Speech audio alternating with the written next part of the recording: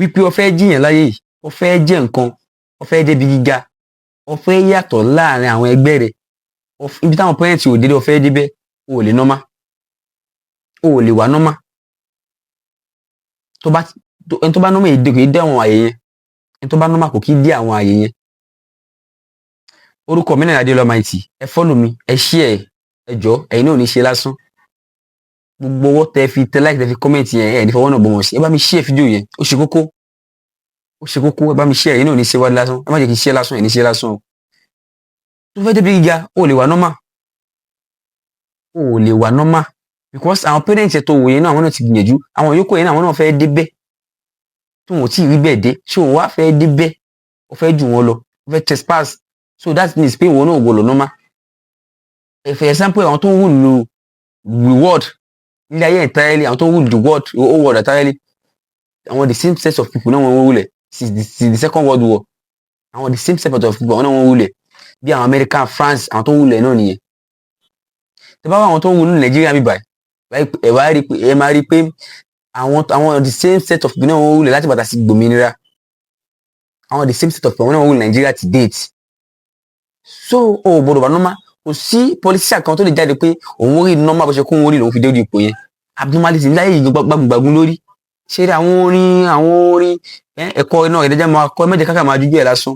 Ẹkún tó Ọlámídé sọ, Ọlámídé ní ubọ̀bọ̀ bèrè ló bá dé to get this money mi ò lè nà gẹ̀rẹ̀ mọ́ láyé, kò easy, wèrè ní o lè wà normal kí yẹn make ẹ̀. Abnormality nílẹ̀ yóò sì kò wà fún fairness, kò wà fún fairness àtọ̀.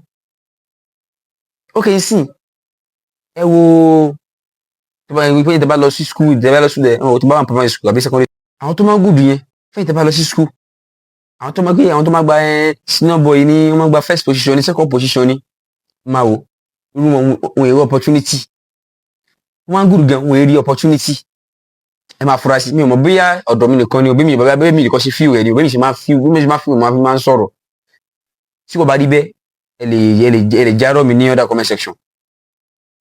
Wọn ò kí opportunity.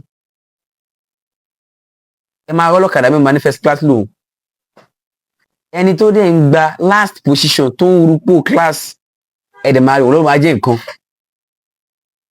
Ó lè jẹ́ kó wọn lè tó máa help àwọn tó tún jẹ́ pé first class ni wọ́n. Kò normal, ṣé ó normal bẹ́yẹn? Ẹni tó good ó wà nílẹ̀, bàbá olówó kò lè mọ bó ṣe ń fìdí ìkù kọ́ hó, ẹni tó dẹ̀ ń ṣe manager rẹ̀ tó ṣe everything rẹ̀, ẹni tó ń ṣíkà fún first class ni wọ́n. First class ní àwọn tó ń ṣíkà fún sílé yẹn normal. Ẹ má jẹ́ ká lù ṣẹ́ rí abnormality ilé ayé yìí. Wọ́n tó bá lóhùn òun fẹ́ tọ̀ bó ṣe wọ́n ní ká mọ tó bó ṣe yẹ kó rí ni o, báyìí mo ṣe náà mo ṣe o, bẹ́ẹ̀ mo fẹ́ ṣe o. Òun ò make ẹ̀. Wàá máa trespass, wàá máa kọjá yìí dídé, wàá máa okay sí for example torí ẹlòmíràn máa gbọ́ mi yóò gbùgbà tó mọ̀ ń sọ mi fẹ́ pùtẹ̀. Okay sí àwọn ẹgbẹ́ rẹ̀